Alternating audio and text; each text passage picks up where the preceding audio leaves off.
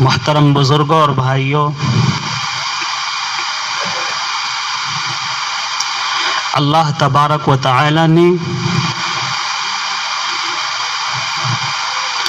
اس امت کو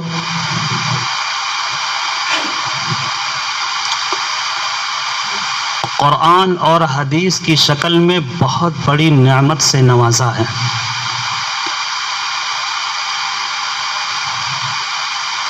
قرآن اور حدیث یہ ہماری ہدایت کے لیے، ہماری رہبری کے لیے، رہنمائی کے لیے، زندگی گزارنے کے لیے مکمل ایک دستور، ایک قانون ہے، ایک منصور ہے۔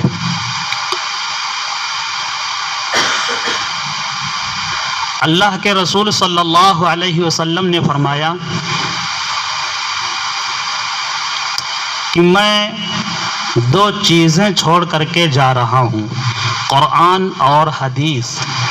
اگر قرآن اور حدیث کو پڑھتے رہو گے اور اسی کے مطابق عمل کرتے رہو گے تو گمراہ نہیں ہوگے۔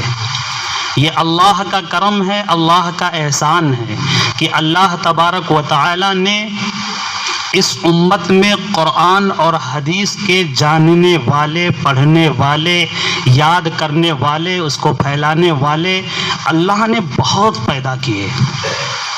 بہت سے ایسے اہل علم پیدا ہوئے، قرآن کے ماہرین پیدا ہوئے، مفسرین پیدا ہوئے، بہت سے ایسے اہل حدیث پیدا ہوئے، حدیث کے جاننے والے پیدا ہوئے، محدثین پیدا ہوئے کہ انہوں نے حدیث کو پڑھ کر کے سمجھایا، لوگوں کو بتایا، اسی طرح قرآن کو یاد کیا، قرآن کے پیغامات کو نشر کیا، پھیلایا۔ یہ اللہ کا کرم ہے اس امت کے لیے۔ کتنی ایسی آیتیں ہیں قرآن کریم کی کہ اگر ہم غور کریں، اور قرآن ہمیں غور کرنے کے لیے ہی کہتا ہے۔ قرآن میں بہت سی آیتیں ہیں جو اللہ تبارک و تعالیٰ فرماتے ہیں کہ غور تو کرو، تدبر کرو، غور و فکر کرو، نصیحت حاصل کرو۔ قرآن غور کرنے کی کتاب ہے۔ اگر غور کریں تو اس میں ایک سے ایک ایسی باتیں ہمارے سامنے آتی ہیں کہ ہمارا ایمان اور عقیدہ بڑھ جاتا ہے کہ آج سے 1500 سال پہلے قرآن نے جو کچھ کہا تھا آج وہ چیزیں سامنے آ رہی ہیں، جبکہ اس وقت کوئی تصور نہیں کر سکتا تھا، کوئی خیال نہیں کر سکتا تھا کہ یہ باتیں بھی آگے چل کر کے ہوں گی۔ لیکن قرآن میں اللہ تبارک و تعالیٰ نے فرمایا یہ سواریوں کی جو چیزیں ہیں، ٹرین ہو، پلین ہو، یا اسی طرح 4 ویلر ہو، جو مختلف سواریاں ہیں، 1500 سال پہلے ان سواریوں کا کوئی تصور نہیں تھا، بلکہ ابھی چند سال پہلے ان کا کوئی تصور نہیں تھا۔ 20-25 سال پہلے لوگ گھوڑے سے، گدھے سے، خچر سے، مختلف جانوروں سے ہی سواری کیا کرتے تھے، ان کی سواریاں وہی تھیں۔ لیکن قرآن نے کہا وَيَخْلُقُ مَا لَا تَعْلَمُونَ، اللہ کی تخلیقات میں سے اور بھی ایسی سواریاں ہیں کہ جن سواریوں کو ابھی جانتے نہیں ہو، آج دنیا کو معلوم ہوا کہ یہ سواریاں بھی اللہ کی تخلیقات میں سے تھیں۔ انسانوں کو اللہ نے دماغ دیا اور وہاں تک رسائی دی کہ انسان دریافت کر لیا، نئی نئی چیزوں کو ڈھونڈ نکالا، اور پھر یہ سواریاں وجود میں آئیں۔ ان کو قرآن نے 1500 سال پہلے کہا۔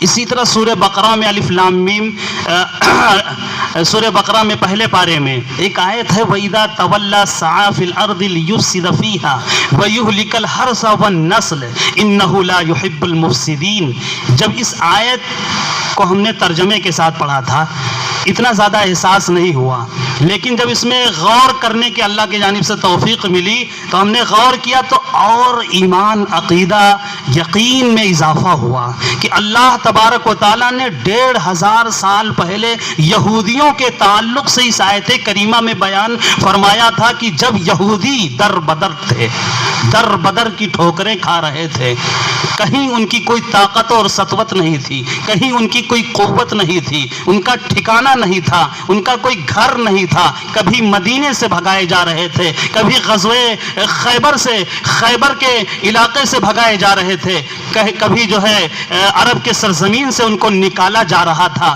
اس طرح وہ در بدر کی ٹھوکریں کھا رہے تھے, کوئی ان کی طاقت و قوت نہیں تھی. قرآن میں اللہ تبارک و تعالیٰ نے بیان فرمایا اس آیت کریمہ میں, وَإِذَا تَوَلَّا سَعَىٰ فِي الْأَرْضِ لِيُفْسِدَ فِيهَا, کہ جب ان کی حکومت بنے گی, یہودیوں کی جب ان کی حکومت بنے گی.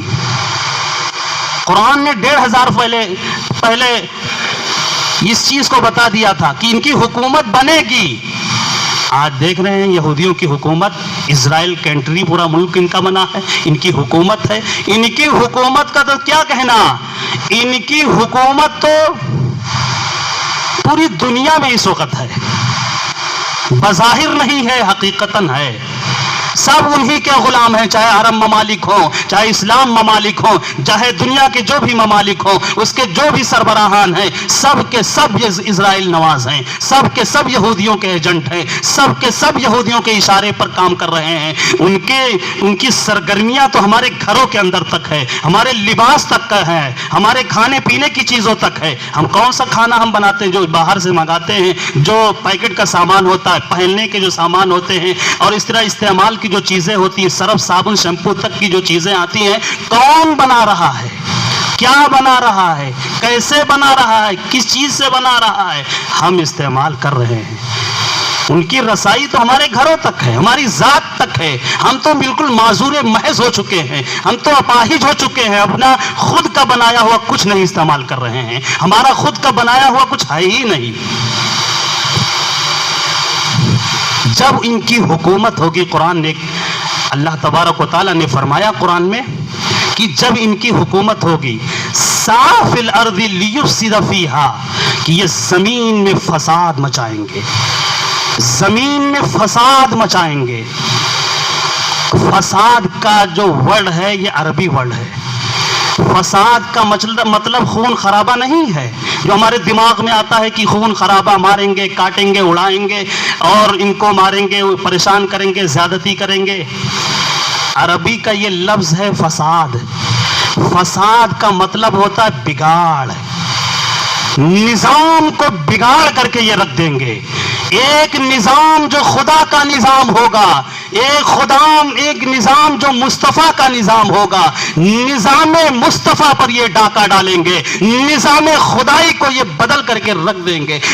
یہ آج کا جو نظام ہے, سسٹم ہے, کتنا تباہ کن ہے, کتنی بربادیوں سے بھرا ہوا ہے, کس طرح سے انہوں نے بگاڑ پیدا کر دیا ہے پورے عالم میں, پورے ورلڈ میں, پوری دنیا میں. قرآن نے 1500 سال پہلے اسی کو بتایا تھا کہ جب ان کی حکومت بنے گی تو یہ پوری دنیا میں بگاڑ پیدا کریں گے. آج ٹیکنیکل کے راستے سے, انٹرنیٹ کے راستے سے, نیٹ ورک کے راستے سے انہوں نے جو تباہی مچائی ہے اور انہوں نے جو بگاڑ پیدا کیا ہے پورے ورلڈ میں, پوری دنیا میں, آج ہمارے سامنے ہے.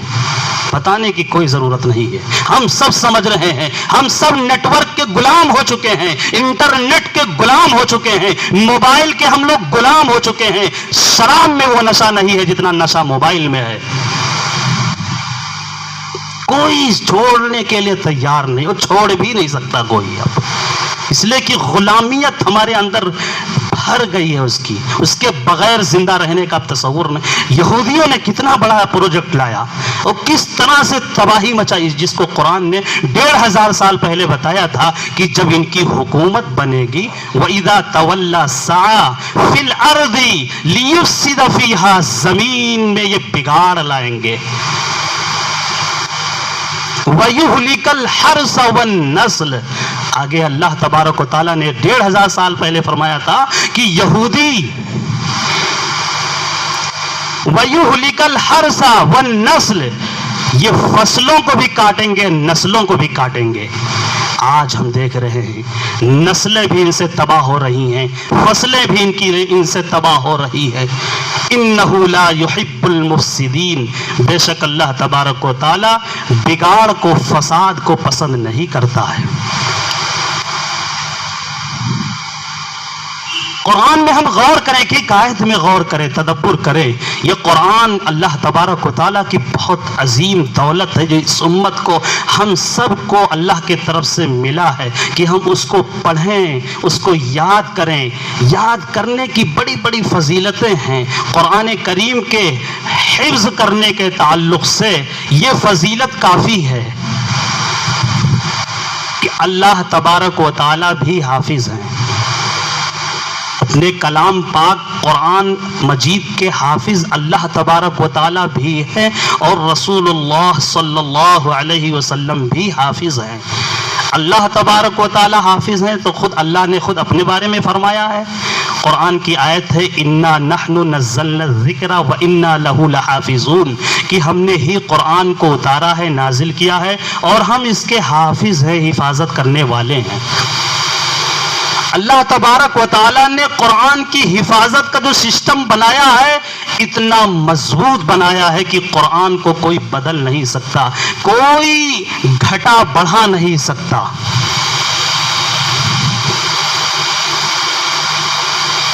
اللہ تبارک و تعالیٰ کی جانب سے قرآن کی ایک ایک الفاظ کی ادائیگی کی، معنی اور مطلب اور تفسیر کی، اس کے معارف کی ہر اعتبار سے حفاظت کی جا رہی ہے. یہ اللہ کا نظام ہے.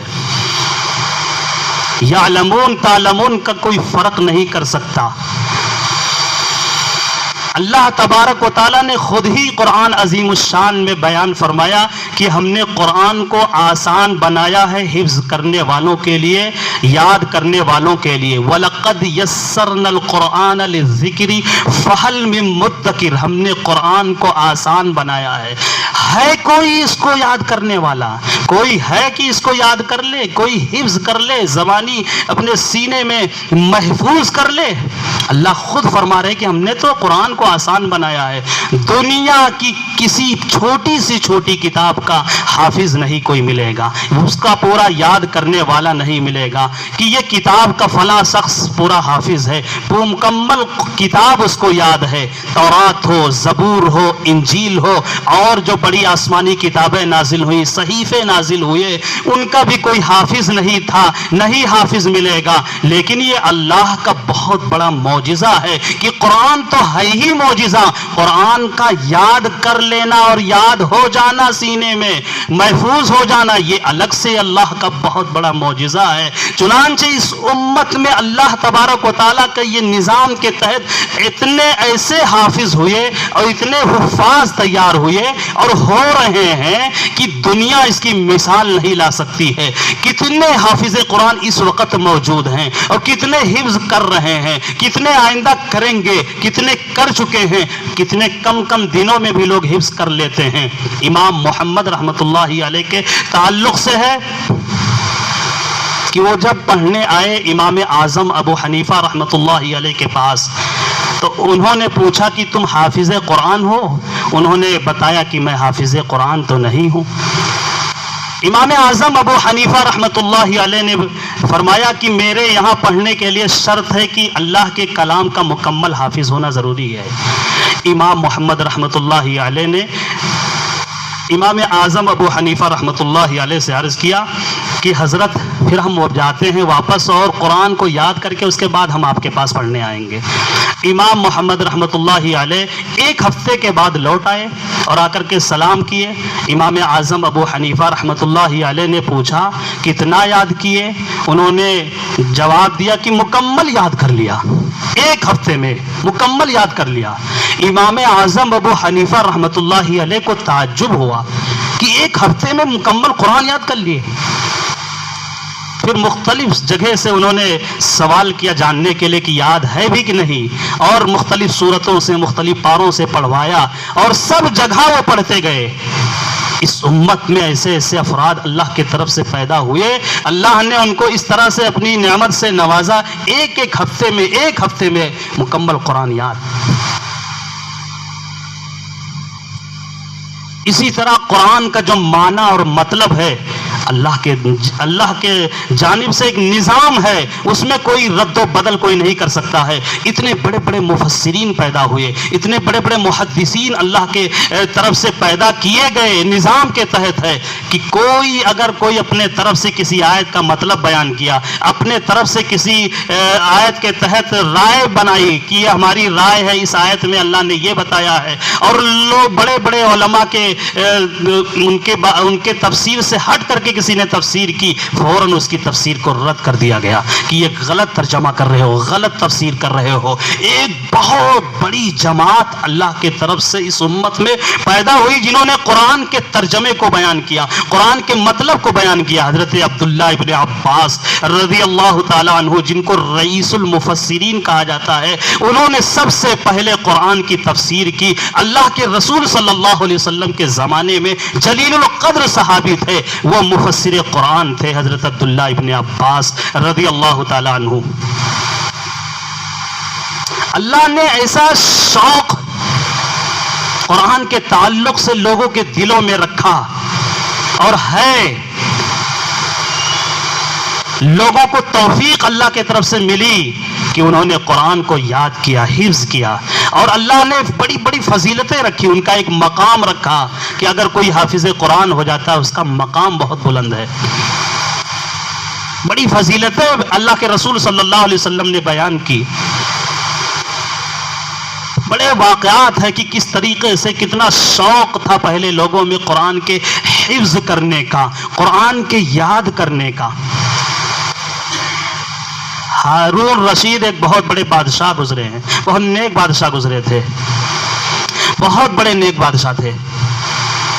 ان کا ایک بیٹا اس طرح سے حفظ کیا کہ بادشاہت کو ٹھکرا دیا، اتنا عالی شان محل، شاہی محل کو بھی ٹھکرا دیا، اور ابا سے اجازت لے کر کے کہ ہم قرآن کو یاد کرنے اور علم حاصل کرنے کے لیے جا رہے ہیں، ابا اجازت دیجیے۔ حضرت ہارون رشید جو بادشاہ تھے، انہوں نے ایک انگوٹھی دی اور قرآن دیا، بس، اور وہ قرآن اور انگوٹھی لے کر کے رخصت ہو جاتے ہیں۔ لکھا ہے ان کے واقعے کے تحت، مشہور واقعہ یہ، بہت باہر، بہت دور دراز کا علاقہ سفر طے کرتے ہوئے جاتے ہیں، اور وہاں ایک عظیم علمی مرکز تھا، وہاں قیام کرتے ہیں، بڑے بڑے وہاں دروس جاری تھے، اس درس میں شرکت کرتے ہیں، پڑھتے ہیں۔ کھانے پینے کا کوئی نظام نہیں، رہنے کا بھی کوئی نظام نہیں، لیکن علم کے اتنے بڑے شیدائی، قرآن کے اتنے بڑے عاشق کہ سب کچھ قربان کر دیے پڑھنے کے لیے۔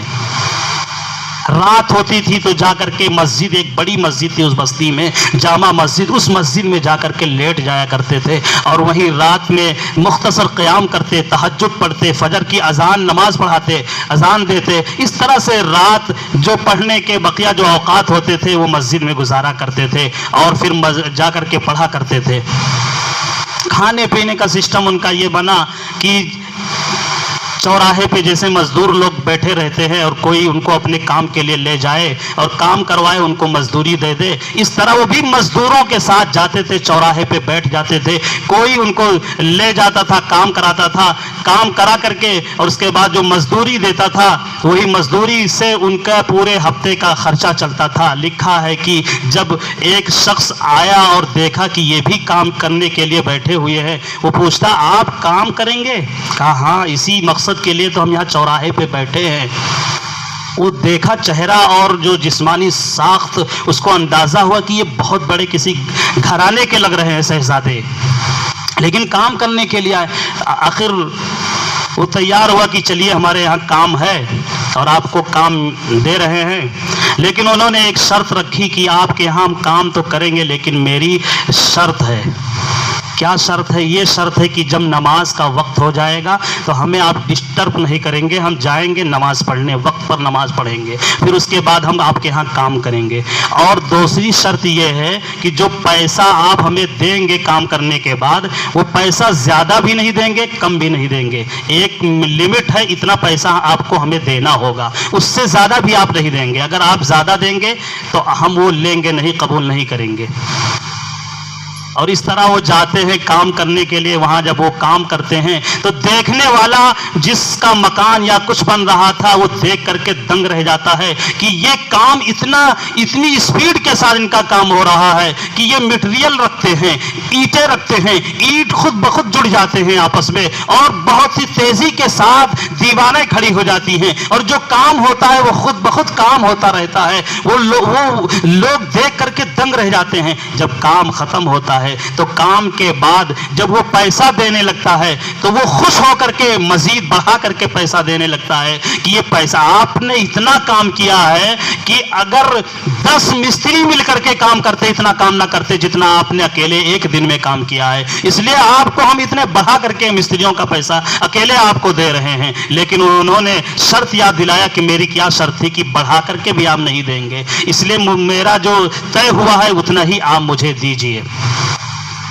اس کے بعد وہ لے کر کے پیسہ آ جاتے ہیں. دوسرے دن پھر وہ مکان جس نے کام کروایا تھا پھر انہی کی تلاش میں چوراہے پہ جاتا اور پوچھتا ہے کہ وہ ملیں گے صاحب جو اتنا تیز کام کرتے ہیں. وہ دوبارہ پھر ان سے ملاقات ہوگی. ان کو لے جانے کے لیے وہاں کے لوگ بتاتے کہ وہ اب نہیں ملیں گے, اس لیے کہ وہ اب پھر ہفتے کے بعد چھٹی کے دن نظر آئیں گے. یہاں ایک ہفتے تک ان کا وہی اسی سے گزارا ہوتا ہے. ایک ہفتے کے بعد پھر وہ نظر آئیں گے. پھر ہو سکتا ہے کہ وہ آپ کے یہاں کام کرنے جائیں.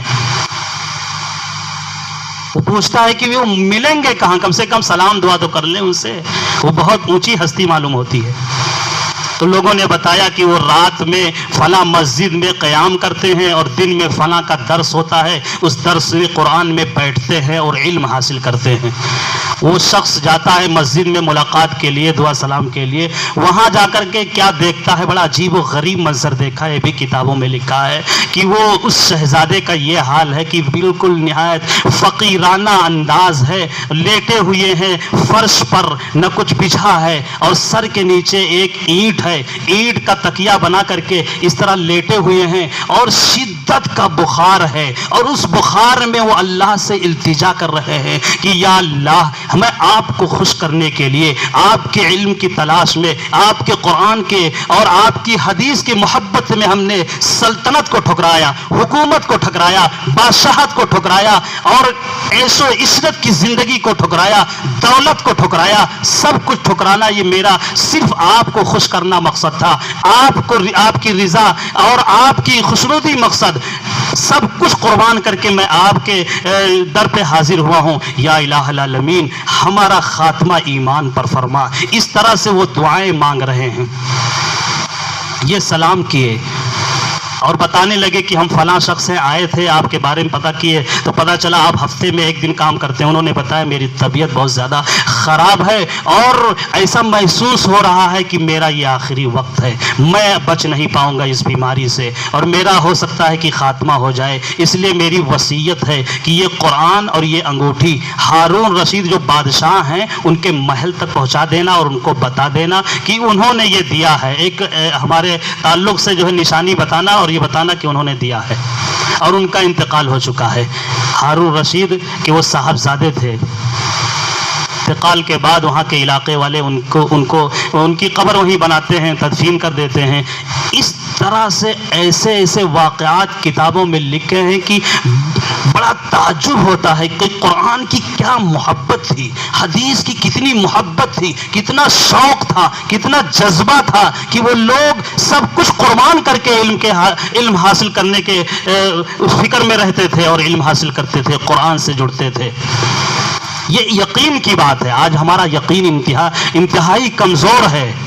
ہم سمجھتے ہیں کہ قرآن کے اگر حافظ بنیں گے, قرآن کے اگر عالم بنیں گے, کھائیں گے کہاں سے, زندگی کیسے گزرے گی, کیسے ہماری لائف ہوگی, کس طرح سے. یہ تمام جو چیزیں خدا کے لیے, خدا کے بس میں ہے, خدا کے تعلق سے, خدا کے اختیار میں ہیں, وہ ہم سب سوچنے کی کوشش کرنے لگتے ہیں. جبکہ ایک بہت ہی مشہور حدیث ہے, کچھ حدیثیں سنا کر کے بات ختم کر دوں گا. ایک مشہور حدیث ہے, اللہ کے رسول صلی اللہ علیہ وسلم نے فرمایا ہے, بخاری شریف کی روایت ہے, قرآن کے تعلق سے ہے کہ خیرکم من تعلم القرآن وعلمہ.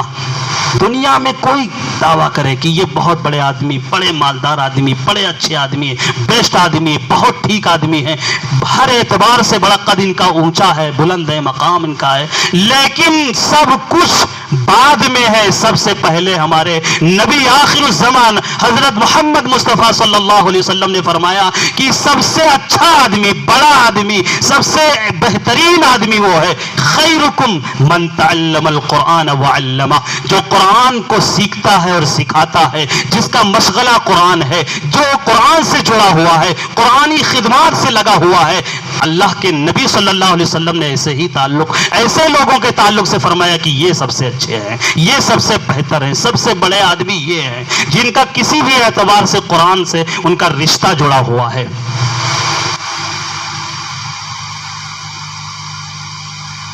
قرآن کی ایک بڑی فضیلت جو اپنے بچوں کو حفظ کے تعلق سے بیٹھاتے ہیں, پڑھنے کے لیے مدرسے میں بھیجتے ہیں, قرآن حفظ کراتے ہیں, خود تو اللہ تعالیٰ ان کو نوازیں گے, لیکن جو ہمارے بچے قرآن پڑھتے ہیں, قرآن یاد کرتے ہیں, حدیث میں ہے کہ ایک حرف پر 10 نیکیاں ملتی ہیں. ایک حرف پر, الف لام میم, یہ ایک حرف نہیں ہے, 3 حرف ہے. حدیث میں فرمایا گیا یہاں 10 نیکیاں نہیں ملیں گی بلکہ 30 نیکیاں ملیں گی, ہر حرف پر 10 نیکی. ایک صفحہ کبھی کیلکولیٹ کر کے جوڑیں یہ شکر ادا کرنے کے لیے کہ اللہ کتنا بڑا آپ کا فضل ہے, کتنا کرم ہے کہ آپ نے ہمیں قرآن کی تلاوت سے لگایا, قرآن پڑھنے کے تعلق سے لگایا کہ نیکیوں کا انبار لگ رہا ہے. اور اللہ ہمارے دلوں میں اس کا یقین پیدا فرمائے, مرنے کے بعد محسوس ہوگا کہ کتنا ذخیرہ ہو چکا ہوگا قرآن پڑھنے والوں کے لیے, جو صبح اٹھتے ہیں تو قرآن پڑھتے ہیں, جو دن میں ان کا دن گزرتا ہے تو قرآن میں دن گزرتا ہے, ظہر بعد پڑھنا شروع کرتے ہیں تو عصر تک قرآن پڑھتے ہیں, پھر اس کے بعد مغرب بعد قرآن پڑھتے ہیں, عشاء کے بعد پڑھتے ہیں, صبح قرآن سے شروع کرتے ہیں اور قرآن پر ختم کرتے ہیں, قرآن پڑھتے پڑھتے رات میں سو جاتے ہیں. کتنی بڑی فضیلت کی بات ہے اگر ذرا ہم غور کریں. جو قرآن یاد کرنے والے طلبہ ہیں, جو قرآن پڑھنے والے, قرآن حفظ کرنے والے حفاظ ہیں, ان کے تعلق سے اگر ذرا غور کریں کتنی بڑی ان کو سعادت ملی ہوئی ہے, کتنی بڑی فضیلت ان کو ملی ہوئی ہے کہ جب دنیا سوئی ہوئی ہوتی ہے, خواب غفلت میں ہوتی ہے, لوگ بستروں پہ دراز ہوتے ہیں, نرم گرم بستر میں پڑے ہوئے ہوتے ہیں, اس وقت تو فجر کے وقت اٹھتے ہیں, فجر کی نماز ادا کرتے ہیں, فجر کی نماز ادا کرنے کے بعد قرآن کھولتے ہیں, قرآن کے صفحات کھولتے ہیں, قرآن پڑھنا شروع کرتے ہیں, ایک صفحہ پڑھتے ہیں, ایک پارہ پڑھتے ہیں, بعد سورتیں پڑھ ڈالتے ہیں. کتنی نیکیاں ان کے ذخیرے میں آتی ہیں اور کس طرح سے اللہ کی رحمتیں نازل ہوتی ہے. اللہ کو رشک آتا ہے, اللہ بہت خوش ہوتے ہیں اپنے اس بندے سے جو بندہ قرآن کھول کر کے پڑھتا ہے, اس لیے کہ وہ کسی اور کا کلام پڑھ نہیں رہا ہوتا ہے بلکہ وہ خود کو خدا کا کلام پڑھ رہا ہوتا ہے. ظاہر سی بات ہے کہ کسی کا خود کا کلام کوئی پڑھ رہا ہو تو اس کو کتنی خوشی ہوگی. یا اللہ تبارک و تعالیٰ کو رشک آتا ہے اور اللہ تبارک و تعالیٰ کی جانب سے فرشتے اتارے جاتے ہیں, وہ فرشتے اتر آتے ہیں. اگر اللہ تبارک و تعالیٰ دکھا دے کہ قرآن کے پڑھنے پر کتنے فرشتے اترتے ہیں قرآن سننے کے لیے, تو انسان بالکل حیران ہو جائے گا. ایک بڑی جماعت حدیث میں ہے کہ قرآن پڑھنے والوں کے لیے, پڑھنے والوں کے پاس سننے کے لیے اللہ کی جانب سے بھیجی جاتی ہے. یہ صرف قرآن پڑھنے والوں کی ایک فضیلت ہے. لیکن جو اپنے بچوں کو قرآن یاد کراتے ہیں, حفظ کراتے ہیں, پڑھاتے ہیں, ان کے والدین کے تعلق سے ہے کہ میدان محشر میں جو یہ دنیا کا سورج ہے, جس قدر یہ روشنی والا سورج ہے, کتنا روشن ہے, کتنا اجالا ہے اس سورج میں, اس سورج سے بھی زیادہ چمکدار تاج ایسے والدین کے سروں پہ سجائے جائیں گے, ایسے تاج کہ دور سے محسوس ہوگا کہ فلاں شخص کے سر پر تاج ہے, ضرور اس کا وہ بیٹا یا بیٹی حافظ قرآن ہے, ضرور ان کی اولادیں حافظ قرآن ہے. اس طرح سے اعزاز سے مرنے کے بعد نوازے جائیں گے. یہ ہم نہیں کہہ رہے ہیں بلکہ آقا محبوب فرما رہے ہیں. آقا محبوب کی باتوں پر ہمارے دلوں میں ان کی باتوں کا یقین اللہ تبارک و تعالی ہمیں پیدا فرمائے اور ہمیں بھی قرآن کریم کے حفظ کی سعادت نصیب فرمائے. اپنی اولادوں کو قرآن کریم کے حفظ کرانے کی توفیق عطا فرمائے. قرآن کی عظمت و رفعت کو ہم سب کے دلوں میں اللہ تبارک و تعالی پیدا فرمائے. آمین. واخر دعوانا الحمدللہ رب العالمین.